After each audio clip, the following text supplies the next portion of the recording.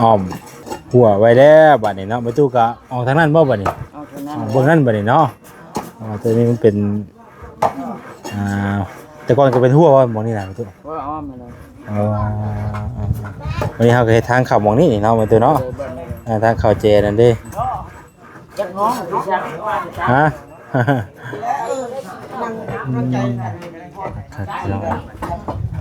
โอ้บัดหอมอัวแล้วก็กว้างเลยเนาะกว้างเป็นไงเอาใส่เอาตัวอเล็กซ์แลงได้บ่แข่งบ่ตัวโดยจนให้ผู้ไม่แข่งลายจนให้โอ้ย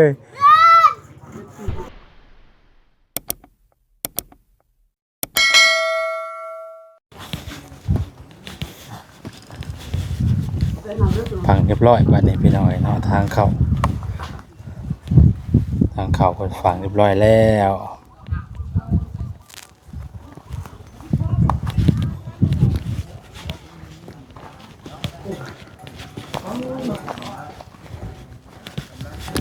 มีหัวมีแขนแล้วบัดนี้เนาะ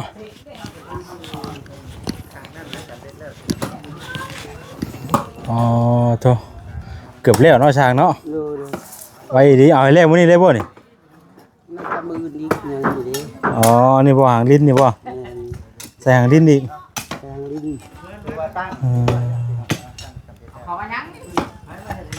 ใส่หางลิ้นแล้วก็ครับยังอีกบัดนี่นี่ตะนางเพิ่นแหละใส่ตะนางเนาะเพราะว่าใจมันนี่ก็บ่ได้มันบ่แข็งบ่ได้เอาดึกมันอยากโยกไว้เนาะว่าสิเล่นแล้วมื้อนี้ก็บ่แล้วได้เนาะก็บ่แล้วว่าขาปูนมันบ่แข็งเฮาก็ดึกบ่ได้เนาะโดยใจอยากได้อยู่แต่ว่าอยากได้อยู่แต่ว่าเวียกเฮาบัดไปนำบ่ได้เนาะไปนำบ่ได้หน้างานไปนำบ่ได้บัดต้องรอให้มันไปตามขั้นตอนมันก่อนให้มันแข็งซะก่อนเอาดึงเข่งจะได้เอาใช้คือบุกเข่งยักเถื่อดิดึงยุกไปยุกตักเลยป่ะโอเคอยากขึ้นรถคนเดียวเหมาะใส่อยู่ที่หลังแล้วคุณไม่ได้แล้วก่อนเมื่อก่อนเด้อไว้คุณแล้วก่อนกับเมื่อก่อนแต่บุ้งคูนกับเมื่อไรอีก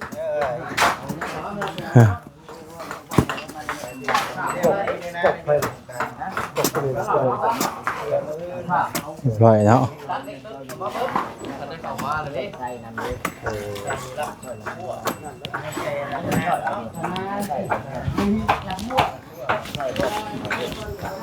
ทั่วแล้ววันนี้วันนี้เป็นโต้พ่อกันดีเลยเนาะพ่อกันจะวัดมือได้บุญนี่เนาะอ๋อวันนี้นะเฮ็ดยังก้อบาดที่ทางน่ะบูอ๋อคือเป็นขันไปท่านไปเลยเนาะพอสิเอาพอสิขังแน่เนาะขังวางไว้พี่น้องเลยขังเดี๋ยวผมไม่คนกลัวดิใส่แป้นขังเพื่อนบ่นี่กะโอ้เอาแป้นตัวนี้ใส่บ่นี่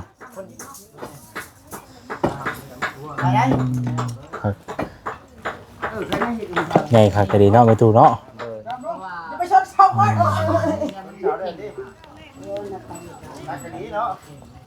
ในเรื่องคืออะไรเนาะ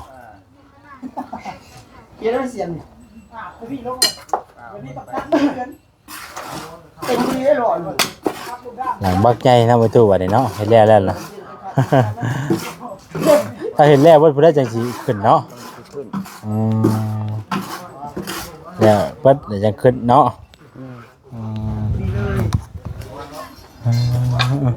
โอ้เพิ่นวันนี้เพิ่นนั่นบ่นี่ได้นี่เพิ่นนี่เปียกเพิ่นอันเลี้ยงบ่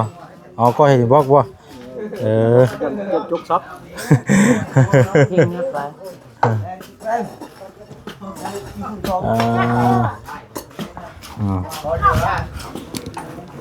อ้อมหัวไว้แล้วบัดนี้เนาะประตูก็ออกทางนั้นบ่บัดนี้เบิ่งนั้นบัดนี้เนาะตัวนี้มันเป็นแต่ก่อนก็เป็นหัวว่าหมองนี่น่ะประตูว่าอ้อมไปเลยวันนี้เฮาก็เฮ็ดทางเข้าหมองนี้เนาะประตูเนาะทางเข้าเจนั่นเด้ จักน้องเนาะ ฮะ นั่งใจ ครับพี่น้องโอ้บัดหอมบัวเลยกับกวางเลยเนาะกวางคืออะไร เอาดาวใส่ดี หอมตัวอเล็กซ์แลงได้บ่ แข็ง แข่งบ่ตัวโดยจนให้ผู้ไม่แข่งลายจนให้โอ้โหย ก็ถึงคนแข็ง แข่ง แล้วบ่แข็งเลยเอาว่าสิบ่มาแล้วมาติดนอนเลยบ่เหยียบไปนะก็เกียดดึกเราจะไทยนาแล้วตกตาแล้วบ่ว่าเราก็เลยเราจะเป็นเราดูบ้าเราอ่ะเราขี้นอดช่างบ่เห็นยังลินมาเดินงับบ่ตั้งน่ะขักลีผู้เพชรเอ๊ะจบ ว่าพากันว่าอย่างกันได้เนาะคือเป็นตะมวนแท้เบิ่งไปมวนน้ำกันหน้าคือเป็นตะมวนคักแท้เหยียบได้ป่ะวะนี่เหยียบได้ป่ะนี่ไว้ดีเนาะฮะผ่านห้อยไว้ก่อนเด้อเอ้ยมามวนน้ำกันว่ะคือจังโอ้เสียวเสียวอยู่กันเนี่ยโอ้ กำลังฮอตพอดีนี่ ฮะ กำลังห้อนบ่ กำลังห้อนบ่กำลังเดือดบ่ ว่าแล้ว เฮ้ยดูว่าเดือด เฮ้ยกำลังแต่ เออ ตัวน้องแต่ไปนั้นตัวน้องแต่เป็นออกไปเบิ่งแล้วอ้วนเลยแล้วกันจะได้เพิ่นไปตลาด มีไปตลาดบ่ ตลาดเจงเฮ็ดเอาอะ โอ้มีไปตลาด ผมมีรถพาไปเดี๋ยวนี้เราอุ้มใจอยู่เดี๋ยวนี้ ว่าน่าจะไปชื่อถ้วย แม่นขอปรึกษาน้ำบ่าวแซนนะว่าผมมีรถเนาะ โนเจ้าก็มีคือกัน คอยบ่ได้ขี่มา เอ้ย เฮ้ยเปิดบ่าวแซนได้ไหม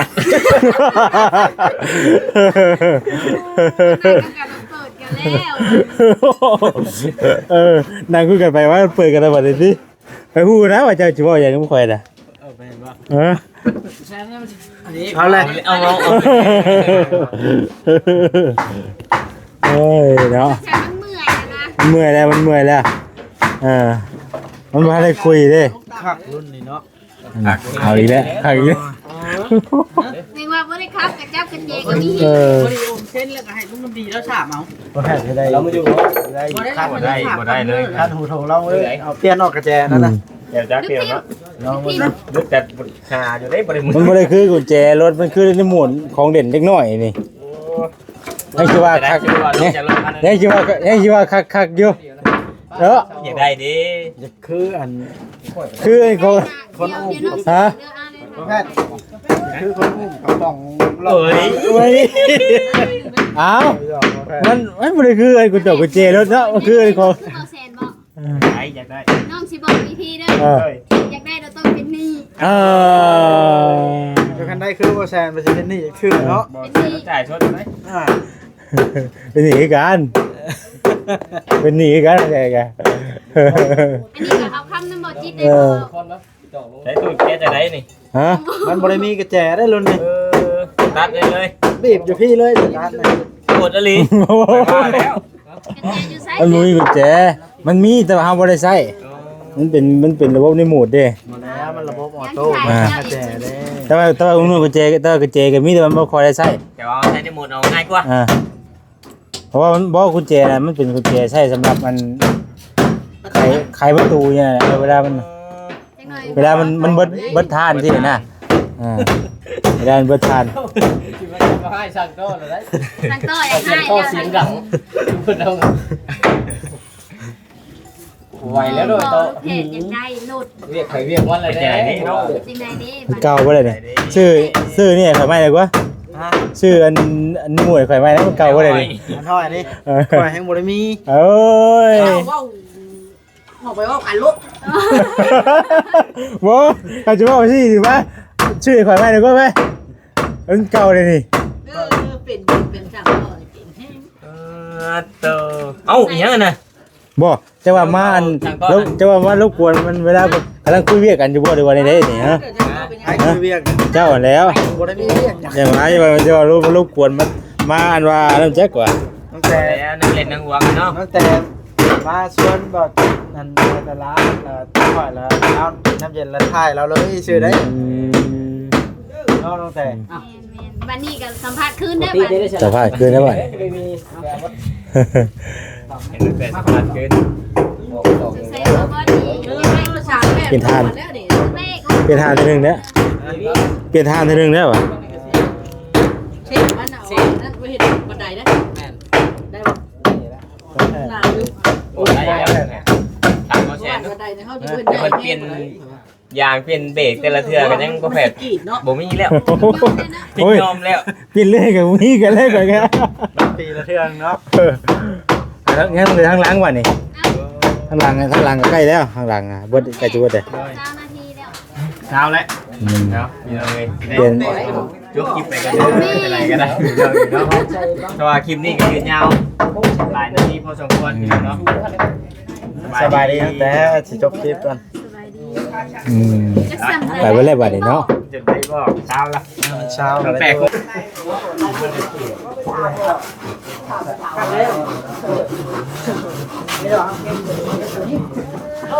อ๋อแป้งกันนะร้อยดิแป้งกันเนาะแผ่นใหญ่ลีโล เพราะว่าทั้งลุ่มคือว่าย่านมันมีแนวมาบูนะ หน้าเท่าได้นี่เบาดิ ตัวหนาเราสิเราหาไม่ได้ รอ เราปั่นไม่รวมนะเดี๋ยว รวมบ่ จะวางปูได้แค่เอามาปูครับ จะไม่เบิ่งคือไม่นั่นเนาะเบิ่งสีสันมันน่ะนะจะเบิ่งออกบ่ โมเมนต์ดิจะไปต้องใส่ไฟเนาะต้องไปใส่ไฟ คือไม่หมองม่วง อันไม่ม่วงคันเลย เนาะ ข้าเขาเล็กไหม สีมันน่ะเลยหมองม่วงป้าดิ มะม่วงมีเช่นแกนละลายครับ คือว่าจะวะ คักขึ้นนะ แต่คือการมันงามเลยต้นมันงามเลยหมากม่วงอันนี่นะพอหมากมันกินกับคันคอเนาะเจ้าก็เลยบางต้นมันมาเฮ็ดแป้นเป็นหยังคันคอหมากมันน่ะ นี่แต่ข้านี่เยอะมากข้าคอยกินเยอะจะตั้งเพชรเลย โธ่ ข้าคอยกินแหละ แล้วบ่จิตคุมงานเต็มที่แท้บ่จิตนี่ อยู่เนาะอยากให้เพิ่นเร็วไวดิฉันอยากให้เบิ่งเร็วไวเนาะ ให้ช่วยพร้อมบ่ให้ช่วยพร้อมบ่ ช่วยให้กำลังใจมาสิคุณช่วยน้องจ้อย สบายดี แต่งตัวโลให้งี้ เนาะมีให้แน่เนาะ แต่งตัวคือคนเจ้าสู้ให้ อันดี คักดีเนาะคือหูเฮ็ดดิ ดูแท้ ถือเนาะคือว่าถือใช่ป่ะ มีให้ได้ติเฮ้ยเนาะ ยัง เอาอยู่กันไปใครในแต่ว่ามันบดเนาะมื้อนี้เนาะช่วงบ่ายมันก็บดเด้นี่ ช่วงกินแดดช่วงนั้นฮ้อนช่วง ข่อยมานะมันจังบดนี่ เป็นประเทศแต่ยังจะมาเด้อ คนรอมานะมันก็บดแล้ว อย่ามาว่านี่จะบ่มาแดดเพิ่นมื้อก็ง่ายกับความหล่อเพิ่นกวมไว้คนรอกลัวไม่ดิเดี๋ยวเนาะมันต้องไปตามกันไหนมันต้องไปตามกันไหนรอนะอ๋อหนาวนี่อ๋อมีเว้นมาอีกให้คักบาดนี่ เบ็นเมีย อ๋อ เมียบ่ได้มานำเด้มั้ยเอาแว่นเมียมาใส่พวก แม่นก็เลยหายเลยแค่หายไปใช่ลงว่าเจ้าของบาดนี่แบ่นกันบ่บางทีแล้วก็บ่ฮู้แล้วมันเฮียเลยไปได้เฮียไปก่อไว้ทงนี่เด้บ่ฮู้เมื่อเฮียครับโทรศัพท์ไฟหลังเฮ้ย มาสักลัก1 2 3 4 4ลักถือว่าแล้วอ่ะ4 5ลัก4 5เบิ่งไปเพียงนาวาสีเป็นได คุณแล้วก็ปูนเทลงไปบัดนี้เบ้ยเนาะทันละชิ้นเน้นเนาะหักปานยังไหนคือว่าคำแท้บ่นี่ ครับไปไทยนา ไถนาบ่ ไทยนาก็แล่เวียดแล้วก็เล่นมาพี่ เอ เล่นมาที่บ้านเขาผู้ใด ตะวันหัวย่างคุณบ่ แม่ไกลเด้อบ่จ้ะวะ ธรรมดาพอไปพอมาประมาณ ไกลเติบ แกเติบอยู่ 40พุ่นแหละ เออ ประมาณพุ่นแหล้วเนาะ ไถนาบ่มื้อจะไปไถนาคือกันข่อยก็มื้อนี่ก็ไปไถนาก่อนมื้อ พอใจ ใส่นั่งลิ้นน้ำไอ้บุ้มบ่แหละเบิ่งก่อนเป็นจังได๋ มันเป็นยังคือบุ้ม คือบุ้มหมด ฮะ บุ้มจังได๋บุ้มจังหวะ ฮะ บุ้มแล้วมันยาวเนาะลมพัดเรื่องพัดเองโอ้ยพายุเข้าคืนไม่ได้ บ่ ฝนตกงูหอบปุดออกมาปุ๊บเลยชาติป่ะงูหอบเป่าตาเลยเนาะหวานขี้ก็มันชอดเลยแล้วว่าแทนพวกนายหาไม่ได้ถูก เลิกเติมผมนี่เนาะจ้อยเอ็กซ์แลงเราเห็นเลยทีนะ กบป่ะกบยังแข็งอยู่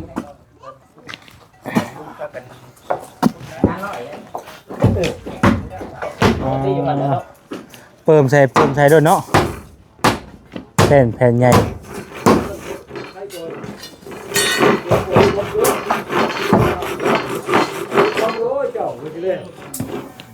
ทานเผ็ดอยู่แล้วเนาะ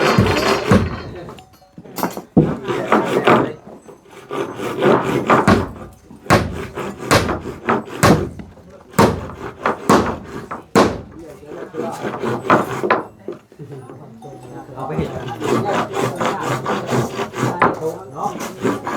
เฮ็ดเทกุมภาเนี่ยโอ้ได้เรื่องเลย คานพื้นเนาะสีเนาะแม่เลย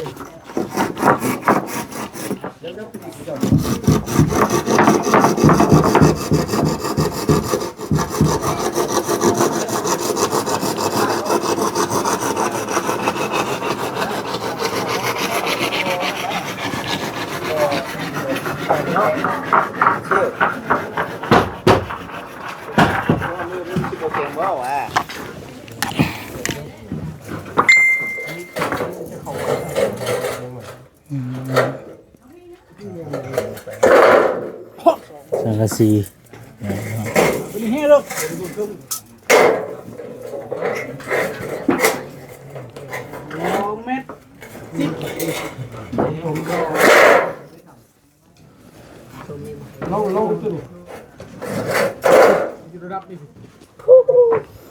คุณเลิกขวด ลายลีร้อน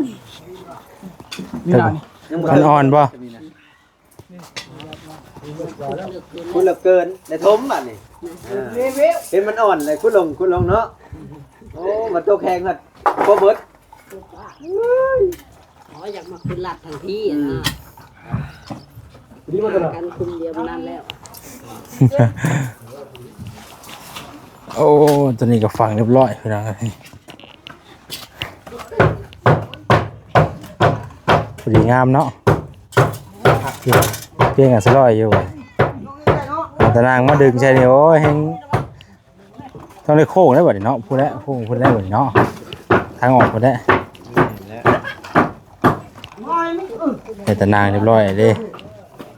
นั่งบ่ติดขึ้นมาเรียบร้อยยังหนอแต่อันนี้เนี่ยเป็นเล็กปู โอ้วิธีเก็บเล็กตะปูแล้วบ่ธรรมดา ทางเบาอันนั้นเพิ่นแจ้งแล้วบ่บัดนี้แก้เรียบร้อย เอาไม่เล็กดูดเอาวะ นี่แบบนี้น้องอยากให้เพิ่นนี่น้อง ได้นะ งามเลย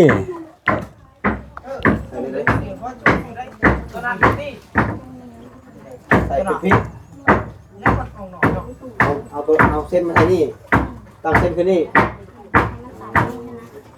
มีกองอ่อนด้วย ใส่เส้นไม้ บ่ออกแล้วของผู้นี้เลย ลองทำมันเบิ่ง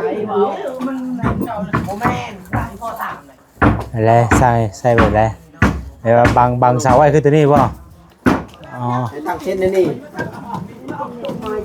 อ๋ออยากแต่งเดียมตัวนี้ป่ะ ใส่เนี่ยประกบนี่แต่มันเรือจะบ่อะไรมาเถอะล่ะเอาน่ะ แต่ว่าใส่เลี้ยงขึ้นแบบคือฟังงามกว้างคักเนาะเข้าไปข้างในเนาะ เฮ็ดยังอันนี้น่ะเฮ็ดยังอันนี้ เพราะว่าสิกล้าอันอ่างไฟอยู่บ่ล่ะวะ เฮ็ดงานกล้าทางไทยแต่บ่ต้องแก้